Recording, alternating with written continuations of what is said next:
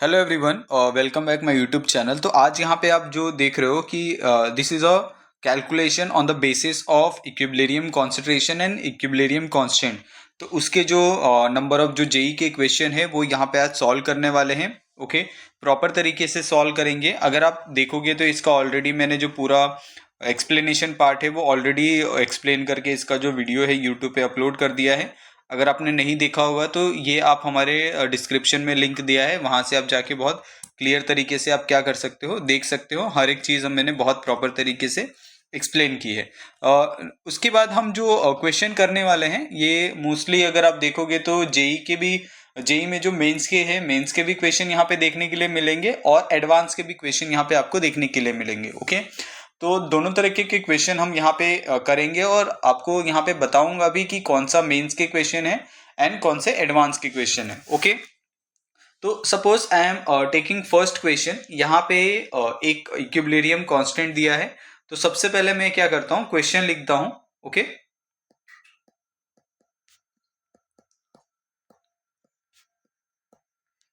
Equilibrium constant for reaction. Okay, अभी reaction में जो आपके पास इक्विलिब्रियम कांस्टेंट दिया है, there are three reaction is given. First is K1। तो K1 के लिए दिया है that is 2NO plus O2, it gives 2NO2। Okay, उसके बाद सेकेंड दिया है फॉर K2 के लिए दिया है that is 2NO plus Cl2। Okay, equilibrium at 2NOCl। Okay, उसके बाद जो थर्ड आपका K3 दिया है, K3 is that is NO2 plus half Cl2। Okay, at equilibrium NOCl plus half O3।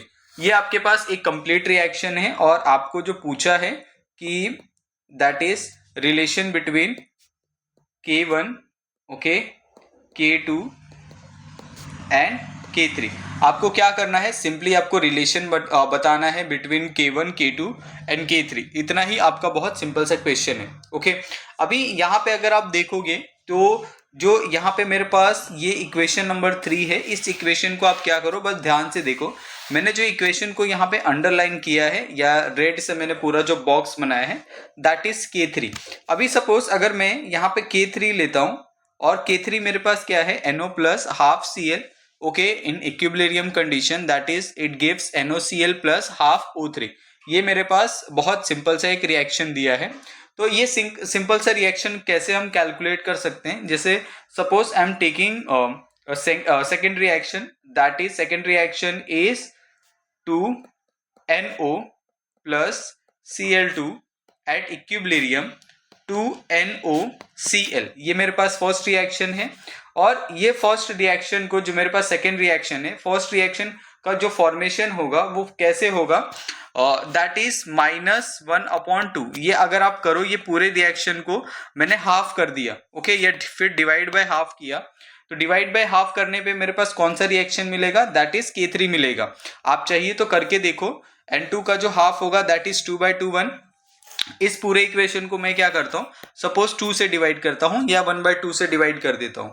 तो जो मेरे पास इक्वेशन बनेगा वो इक्वेशन, नया इक्वेशन कौन सा होगा, that is 2/2 NO plus okay 1/2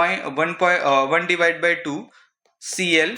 okay, at equilibrium 2/2 NOCl। ये मेरे पास इक्वेशन बना और ये वाला इक्वेशन में और प्लस यहाँ पे क्या है, दैट इज हाफ क्या है, O3 है और ऊपर मेरे पास क्या है, ओनली NOCl है। ओके, और NOCl के साथ जो मेरे पास बाई प्रोडक्ट निकलेगा दैट इज O3। तो ये मेरे पास हाफ क्या हो जाएगा, O3 हो जाएगा। ओके, ये मेरे पास एक कंप्लीट रिएक्शन है जो आपको बहुत क्लियर तरीके से दिख रहा है। अभी ये रिएक्शन में 2/2 करेंगे तो हमारे पास जो बनेगा वो क्या बनेगा, that is NO plus half Cl2 बनेगा।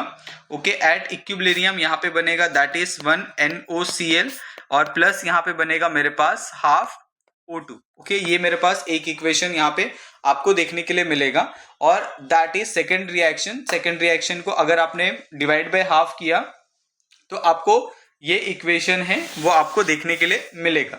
ओके, तो इससे आपको क्या समझ में आता है कि आपका जो कोएफिशिएंट है that is divide by 1/2 square root of k। Okay, तो इससे जो आपका आंसर बनेगा that is k2 is equal to k1 multiply by k3 का स्क्वायर। अगर आप चाहिए तो आप इस फॉर्मूले से भी क्या कर सकते हो, आप ये फॉर्मूला अगर आप अप्लाई करोगे टू दिस क्वेश्चन तो आपको ये समझ में आ जाएगा। ओके, आई होप आपको ये जो पहला वाला क्वेश्चन है वो बहुत क्लियर तरीके से समझ में आया हो। उसके बाद एक क्वेश्चन ले लेते हैं। Okay, second question. ये सेकंड क्वेश्चन थोड़ा सा थ्योरेटिकल क्वेश्चन है, तो सबसे पहले मैं क्या करता हूं, क्वेश्चन लिख देता हूं। द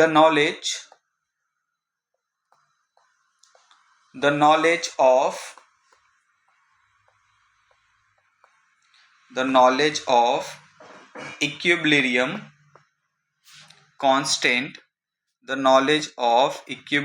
constant हेल्प अस, यानी अगर आप देखोगे तो इक्विलिब्रियम आपको किस कंडीशन में हेल्प करता है, इतना ही आपको पूछा है। तो इसका जो आंसर है, the correct answer for this, यहाँ पे मैं डायरेक्ट आंसर लिख देता हूं। ओके, तो यहाँ पे it extent of the reaction, ये सबसे पहले हम क्या करते हैं, we predicting extent of reaction, यानी ये जो रिएक्शन है वो कहां तक हो सकता है, ये हम लोग सबसे पहले ही देखते हैं with the help of equilibrium constant. दूसरा हमारा क्या होता है, we predicting that is direction of reaction, यानी डायरेक्शन ऑफ रिएक्शन की बात करें तो जो हमारा रेट ऑफ रिएक्शन होगा it will be forward reaction या backward reaction. With the help of equilibrium constant हम बहुत इजीली क्या कर सकते हैं, बता सकते हैं। एक और क्या हो सकता है, we can calculate that concentration and pressure also. तो वी कैन कैलकुलेटिंग इक्विलिब्रियम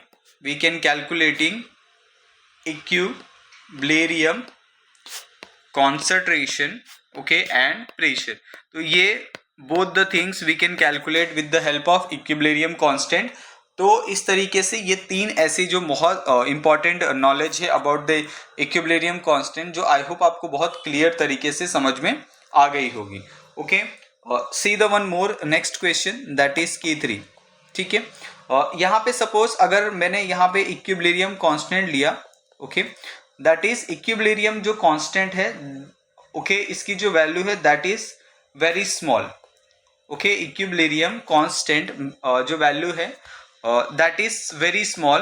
तो यहाँ पे ये बताया है कि अगर आपकी k की वैल्यू है तो इट विल इंडिकेट व्हाट। तो यहाँ पे सिंपली अगर आपका k की वैल्यू बहुत ज़्यादा छोटी है तो इसमें क्या होगा कि जो आपका कॉन्सेंट्रेशन फॉर्म होगा, यानी आपका अगर आप ये देखोगे इसका जो आंसर होगा तो कॉन्सेंट्रेशन ऑफ जो प्रोडक्ट होगा, okay, it will be very very small. यानी ये कैसा होगा, दैट इज एक तरह से रिवर्स रिएक्शन होता है। और रिवर्स रिएक्शन में होता क्या है, I will take one example and I will explain in details.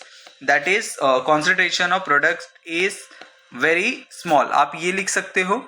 अभी ये स्मॉल कैसे होता है, suppose I am taking one example, और ये एग्जांपल क्या कहता है, सपोज मेरे पास A प्लस बी है on the product reactant side और ये मेरे इक्विलिब्रियम में फॉर्म कर रहा है that is C plus D. अभी अगर आपके पास K की value is very very small ना, तो ये होगा आपका रिवर्स रिएक्शन यानी बैकवर्ड डायरेक्शन में। ओके, और अगर कोई भी रिएक्शन बैकवर्ड डायरेक्शन में होता है तो ऑफ कोर्स यहाँ पे जो मेरे पास रिएक्टेंट होगा, ओके, रिएक्टेंट का जो कॉन्सेंट्रेशन होगा, okay, it will very very high, ये बहुत ज़्यादा होगा। तो इसका जो कॉन्सेंट्रेशन होगा it will be very very less. क्यों होगा, क्योंकि सारा का सारा जो कॉन्सेंट्रेशन होगा it shift toward reactant again. और अगर आप कोई नॉर्मल कॉन्सेंट्रेशन रिएक्शन देखोगे या फिर कोई भी अगर आप नॉर्मल इक्विलिब्रियम रिएक्शन कंसिडर करते हो तो उसका जो इनिशियल कॉन्सेंट्रेशन होता है, ओके, वो सारा का सारा कहाँ पे होता है, आपके रिएक्टेंट साइड में ही होता है। और अगर वापस ये प्रोडक्ट से रिएक्टेंट साइड में आ रहा है तो ऑफ कोर्स रिएक्टेंट साइड का जो कॉन्सेंट्रेशन होगा it will be very very high, और आपके जो प्रोडक्ट साइड है उसका जो कॉन्सेंट्रेशन होगा it will be very very less. Okay, तो ये आई होप आपको बहुत क्लियर तरीके से ये वाला जो क्वेश्चन है वो समझ में आ गया होगा। Suppose we can take one more question, that is यहाँ पे पूछा है यूनिट। अगर मैंने एक क्वेश्चन लिया that is unit of KP पूछा है और आपको एक रिएक्शन दिया है, जैसे आपका रिएक्शन है N2 plus 3H2 okay at equilibrium condition 2NH3 product. Okay, ये आपके पास एक रिएक्शन है। अभी सबसे पहले आपको क्या निकालना होता है दैट इज डेल्टा एन, क्योंकि डेल्टा एन के ऊपर ही आपका जो यूनिट है चाहे वो केपी हो या केसी हो उसका डिपेंड होता है। अभी यहाँ पे डेल्टा एन क्या होता है that is number of moles on product side, ये आपका ये है, minus number of moles on reactant side, ये आपका क्या है that is basic formula about the delta N.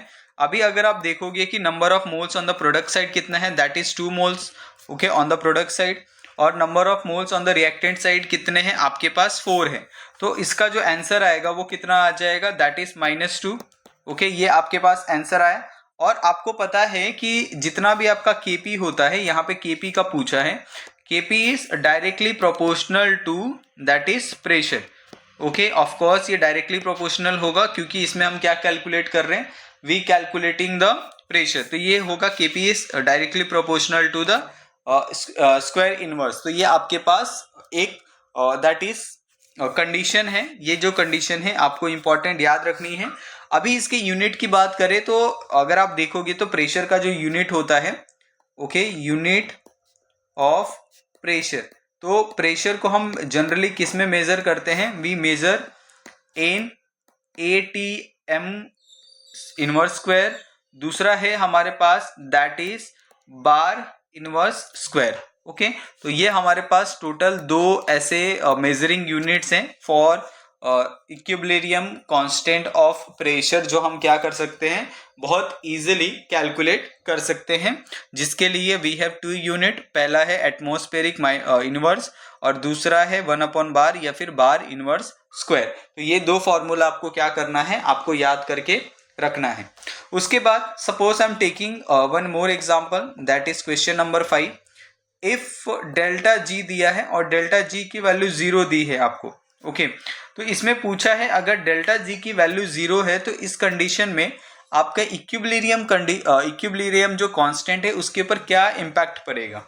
तो सबसे पहले आपका डेल्टा जी अगर 0 है तो इसका मतलब कि आपका जो पूरा का पूरा जो रिएक्शन है किस में है, आपके इक्विलिब्रियम में है ओके, इक्विलिब्रियम में है, मतलब इसका जो रेट होगा ओके, रेट ऑफ फॉरवर्ड होगा किसी भी रिएक्शन में वो इक्वल होगा बैकवर्ड रेट के ओके, यानी rate of backward reaction is equal to rate of forward reaction okay. तो ये होगा at equilibrium if delta G की वैल्यू कितनी हो, 0 हो। तो ये पूरा का पूरा जो रिएक्शन है वो किस में है, आपका इक्विलिब्रियम में है, ये आपको ध्यान रखना है।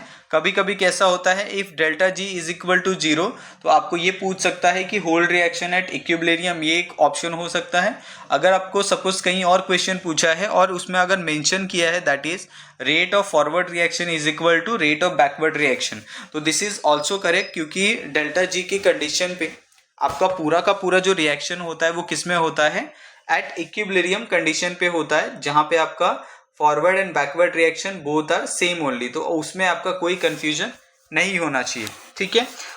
उसके बाद हम क्या करते हैं, यहाँ पे कुछ क्वेश्चन है जो मैं यहाँ पे आपको देता हूँ, दैट इज बेसिकली आप देखोगे तो ये मेंस में आ चुके हैं, बहुत बार रिपीट हो चुके हैं ये क्वेश्चन ओके।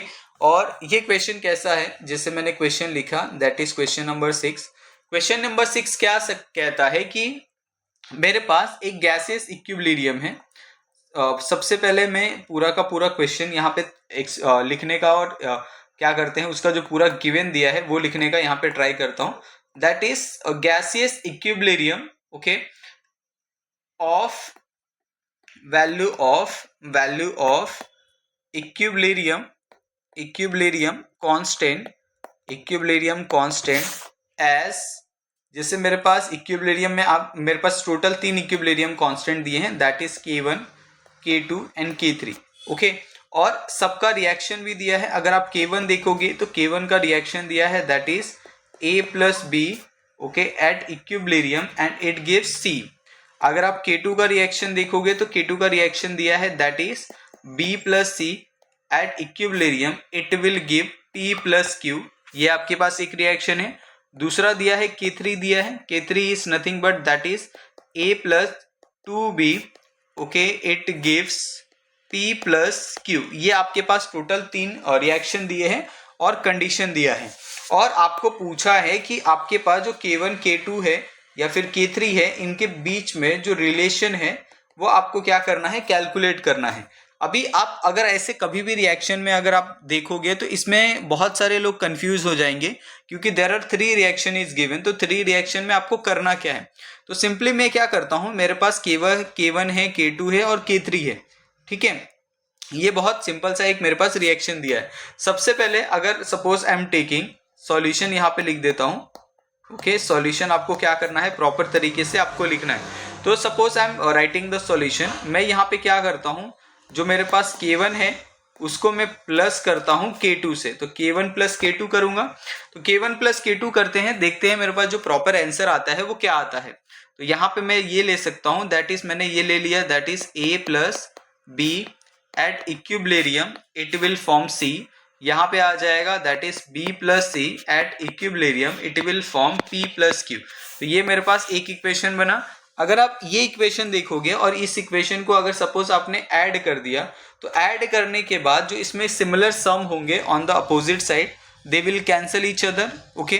तो यहाँ पे आपका C है और यहाँ पे भी C है जो सिमिलर है ऑन द बोथ साइड, ये जो वैल्यू होगी वो कैंसिल हो जाएगी और आपके पास यहाँ पे एक वैल्यू बचेगी that is A plus 2B। ये आपके पास बच गया और आपके जो प्रोडक्ट साइड है वहां पे बच गया that is P plus Q। तो यहाँ पे ये जो आपको पूरा का पूरा जो टर्म दिख रहा है, okay this term okay is same as K3। आप अगर इन दोनों को मैच करो, ओके तो आपको आइडिया आएगा कि दोनों जो टर्म है it will B same only. तो यहाँ पे ये आप कह सकते हो कि अगर आपने suppose you are taking that K1 और K1 को अगर आप मल्टीप्लाई कर दो विथ K2, तो इसकी दोनों की now see the 7th question. जैसे हमने यहाँ तक 6 क्वेश्चन किया है, वैसे ही हम क्या करेंगे 7th क्वेश्चन। तो सबसे पहले मैं क्वेश्चन यहाँ पे लिख देता हूँ। Suppose I am taking one reversible reaction, okay यहाँ पे मेरे पास एक रिवर्सिबल रिएक्शन है और ये जो पूरा का पूरा रिवर्सिबल है दैट इज इन इक्विलिब्रियम, ताकि आपको इसमें कोई कंफ्यूजन ना हो कि हम क्या कर रहे हैं। सारे के सारे जो रिएक्शन है we are seen on the equilibrium reaction. तो यहाँ पे suppose I am taking one equilibrium reaction that is A gives to the C and C से वापस किसका फॉर्मेशन हो सकता है, A का फॉर्मेशन हो सकता है, ओके। अभी जो आपके पास यहाँ पे ये कंप्लीट जो आपके पास एक इक्विलिब्रियम रिएक्शन है it will divide into 2 parts, यानी ये 2 अलग अलग स्टेप से क्या हुआ है, फॉर्म हुआ है। तो सबसे पहला स्टेप है दैट इज A प्लस, या फिर ये आप A प्लस B नहीं, आप डायरेक्टली ले सकते हो कि सबसे पहला जो इसका रिएक्शन का स्टेप है that is A gives to the B। दूसरा जो स्टेप है it's a B gives to the C। ये आपके पास एक कंप्लीट क्या है, रिएक्शन है। और इसमें क्या पूछा है कि आपके पास सपोज जो ये आप A और B है और यहाँ पे आपके पास जो दूसरा B एंड C है, A एंड B क्या हो जाएगा आपके लिए, दैट इज K1 और जो सेकेंड वाला होगा इट विल K2। अभी दोनों में यहाँ पे आपको जो इक्विलिब्रियम कांस्टेंट है वो आपको क्या करना है, फाइंड करना है। तो हमारे पास तीनों रिएक्शन है, पहला हमारे पास इक्विलिब्रियम रिएक्शन है K1 एंड K2B है। अब इनके बीच में क्या रिलेशन है वो फाइंड करना है। तो हम क्या करते हैं, जो हमारे पास equation of K1 and equation of K2 है इनका हम एडिशन करते हैं सबसे पहले, okay. Suppose I am adding both equation K1 and K2, तो हमारे पास क्या बनेगा, that is A at equilibrium to B, okay, and B is equilibrium to C। ये हमारे पास एक क्या है, रिएक्शन बना।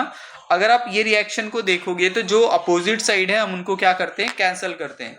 Suppose I M cancel this B term, तो मेरे पास जो इक्वेशन बनेगा new equation that is A equation two C, ठीक है।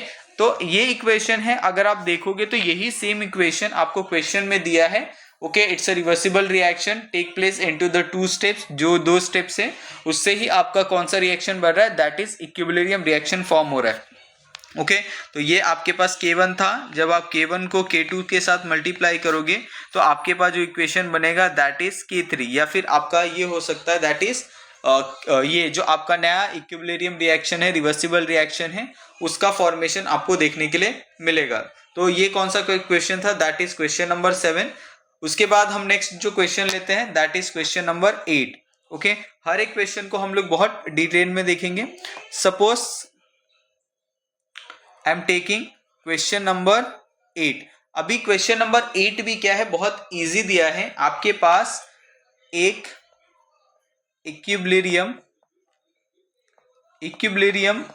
कांस्टेंट में एक रिएक्शन आपको दिया है। ओके तो सबसे पहले I am writing the equilibrium constant reaction that is H2O।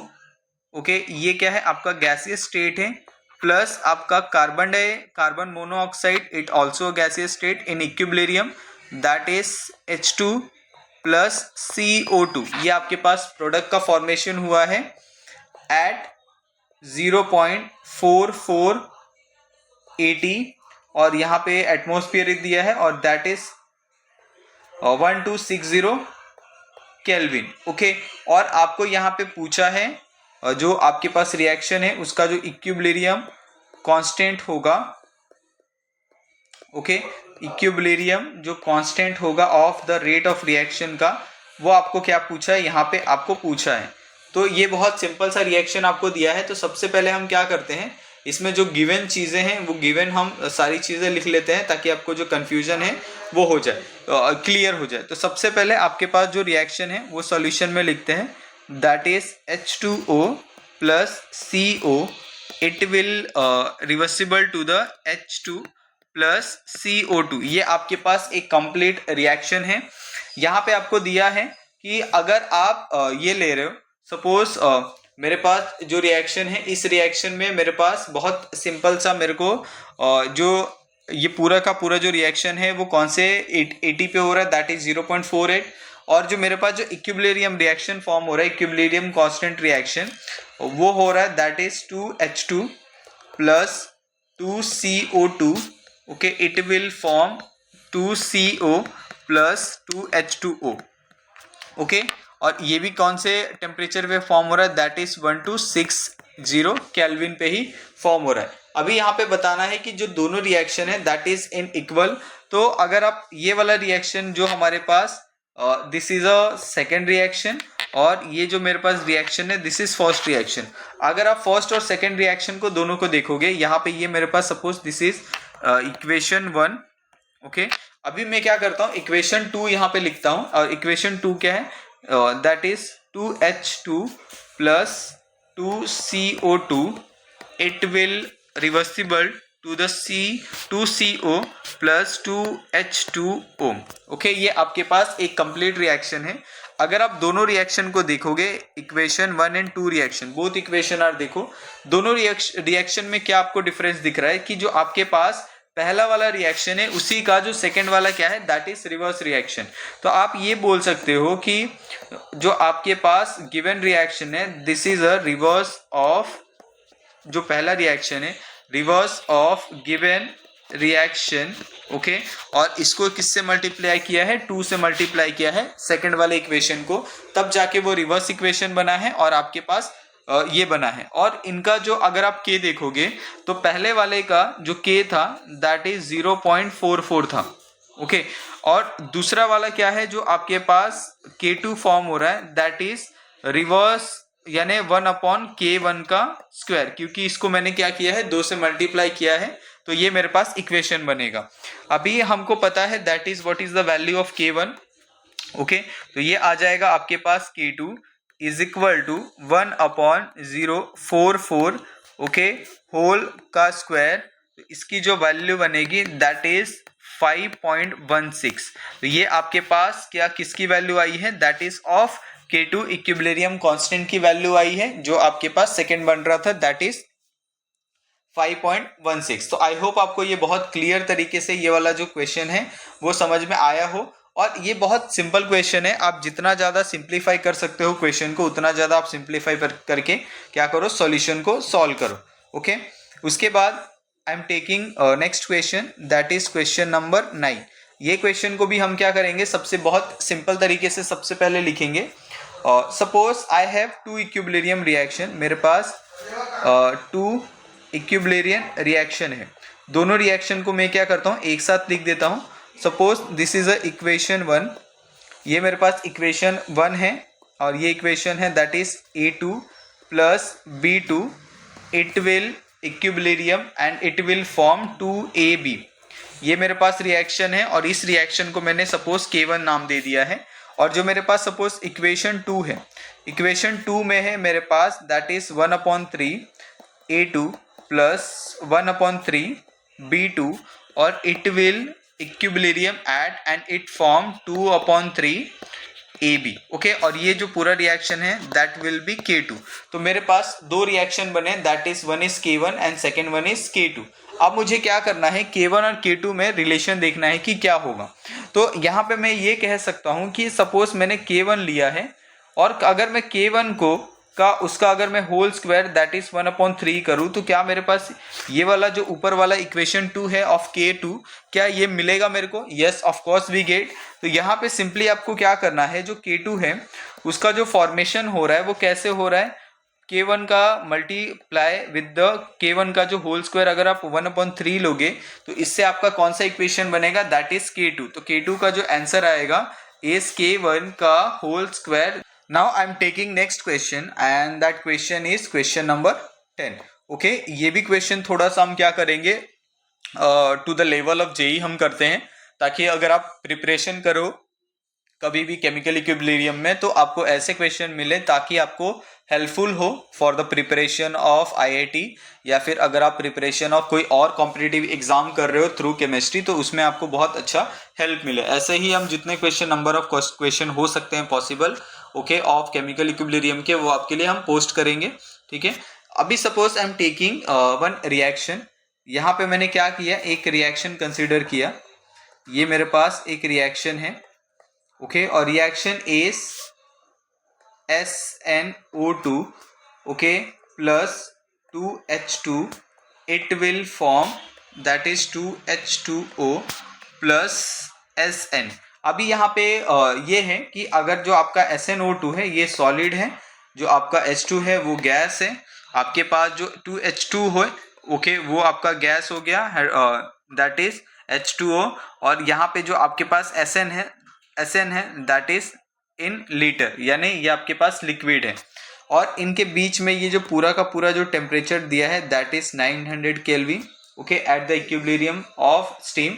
Hydrogen mix with the found of content 40% of hydrogen okay, और आपको क्या फाइंड करना है कि 40% ऑफ जो हाइड्रोजन है ओके उसमें कितना Kp बनेगा, वो आपको क्या करना है, फाइंड करना है। ये बहुत सिंपल सा यहाँ पे क्वेश्चन दिया है। तो लेट्स सी द क्वेश्चन, थोड़ा सा इवेलुएट करते हैं आपके पास क्या क्या दिया है वो थोड़ा सा हम गिवन देख लेते हैं। तो गिवन में आपके पास कुछ क्वेश्चन दिए हैं, कुछ सम्स दिए हैं that is first one is H2। तो H2 कितना दिया है आपको, 40% है, करेक्ट है। और जो आपके पास H2O है वो रिमेनिंग हो गया that is 100 minus 40 is equal to 60। तो ये आपके पास 60% H2O है और आपके पास 40% क्या है, दैट इज H2। तो ये कंप्लीट रिएक्शन में आपको ये तो क्लियर हो गया कि आपके पास क्या क्या फॉर्मेशन हो रहा है। अब इसी से क्या करना है, आपको किसकी वैल्यू निकालनी है, we have to calculate Kp की वैल्यू। तो we have formula of Kp, तो हम क्या करेंगे, Kp का जो फॉर्मूला है अप्लाई करेंगे। तो Kp का फॉर्मूला क्या है, that is active mass of product. Formula सबसे पहले आपको लिखना बहुत इंपॉर्टेंट है, और divide by active mass of reactant. तो ये मेरे पास जो पूरा का पूरा जो इक्वेशन बना that is product upon reactant. अगर आप प्रोडक्ट साइड देखोगे तो प्रोडक्ट साइड में एक आपका लिक्विड है और एक आपका गैस है। तो गैसेस का ही हम क्या देखते हैं, प्रेशर देखते हैं। तो ये आ जाएगा मेरा प्रेशर ऑफ H2O, और नीचे अगर आप देखोगे that is active mass of reactant. तो रिएक्टेंट साइड नीचे क्या है, दैट इज हाइड्रोजन गैस। तो ये आ जाएगा प्रेशर ऑफ H2, और इसका जो पावर है दैट विल बी 2, क्योंकि 2 मोल्स ऑफ क्या है, H2O है। ओके, तो ये आपको समझ में आ गया। अभी यहाँ पे अगर आप देखोगे कि दोनों का मैंने क्या किया है, यहाँ पे ये परसेंटेज लिखा है कि कितने अमाउंट में H2O का आपको परसेंटेज दिखेगा और कितने अमाउंट में H2 का परसेंटेज आपको दिखेगा। तो जो H2O है दैट विल बी 0.6, ओके। और जो आपके पास PH2 है वो कितना है, मेरे पास 0.4 का स्क्वायर आ जाएगा। अगर आप इससे आंसर कैलकुलेट करोगे, जो आंसर आएगा दैट विल बी 3.75, ओके। तो ये मेरे पास जो आंसर है वो पर्टिकुलर आंसर आ रहा है ऑफ दिस क्वेश्चन, और ये जो वैल्यू है दैट विल बी Kp की वैल्यू, ओके, यानी partial pressure at equilibrium constant. तो आई होप आपको ये बहुत क्लियर तरीके से समझ में आ गया होगा। तो हम क्या करते हैं, अभी के लिए इतने ही क्वेश्चन करते हैं फ्रॉम 1 to 10, और हमने सारे के सारे जो क्वेश्चन किए हैं दैट इज बेस्ड ऑन आपका जेई, या फिर अगर आप आईआईटी की प्रिपरेशन कर रहे हो या फिर केमिस्ट्री के कोई कॉम्प्लिकेटेड किसी कॉम्पिटिटिव एग्जाम की प्रिपरेशन कर रहे हो, तो it will help a lot. तो आई होप आप प्लीज़ आपको ये वीडियो पसंद आया हो तो प्लीज़ आप हमारे चैनल को सब्सक्राइब करिए, okay. Thank you so much again. और इसका जो पूरा का पूरा जो कंप्लीट पीडीएफ होगा you can download from my YouTube channel, okay, you can download from my Telegram channel.